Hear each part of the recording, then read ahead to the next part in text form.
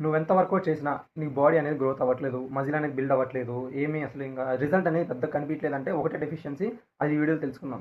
మెయిన్‌గా ఒక పర్సన్‌కి బాడీ బిల్డ్ అవ్వట్లేదంటే తన బాడీలో టెస్టోస్టెరాన్ లెవెల్ అనేది చాలా తక్కువ ఉందని అర్థం. ఆ టెస్టోస్టెరాన్ లెవెల్ మనం బూస్ట్ చేసుకోవాలనుకుంటే ఒక మెయిన్ 4 వేస్ ఉన్నాయి.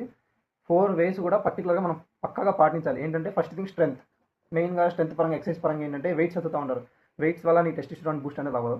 మెయిన్‌గా మన squats, dead lifts, legs, lower బాడీకి సంబంధించిన ప్రతిదీ స్ట్రెచ్ అయ్యేలాగా వర్కౌట్ ఏదైతే చేస్తామో దానివల్ల టెస్టోస్టెరాన్ లెవెల్ అనేది బూస్ట్ అయ్యిద్ది. సెకండ్ థింగ్ వచ్చేసి అయితే డైట్‌లో మనకి ఎగ్స్, మీట్, నట్స్ అంటే పీనట్స్, బాదామ్స్ వాటికి సంబంధించిందనమాట. ఇంకా థర్డ్ పార్ట్ వచ్చేసి రెస్ట్ అంటే ఇంకా పక్కాగా వర్కౌట్ చేసేవాళ్ళు ప్రతిగా 7-9 అవర్స్ పక్కాగా స్లీప్ అనేది తీసుకోవాలి.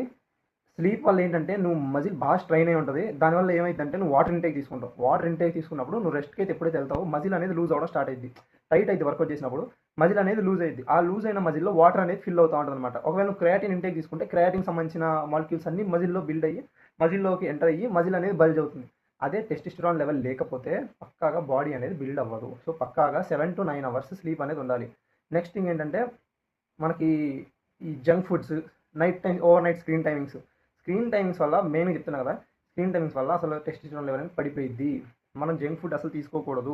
వాటికి సంబంధించిందిగా ప్రతీదీ నేను టెస్టోస్టెరాన్ లెవెల్ బూస్ట్ అవ్వడానికి స్పెషల్‌గా ఒక డ్రింక్ అనేది నేనైతే చేసుకుంటున్నాను. ఆ డ్రింక్ మీకు కావాలంటే ఫస్ట్ అయితే మన అకౌంట్ ఫాలో కొట్టేసి నాకు పర్సనల్‌గా గానీ, డీఎం కానీ, కామెంట్స్‌లో గానీ గెయిన్ అని కామెంట్ చేయండి. నేను పర్సనల్‌గా మీకు డీఎం చేస్తాను. జై హింద్.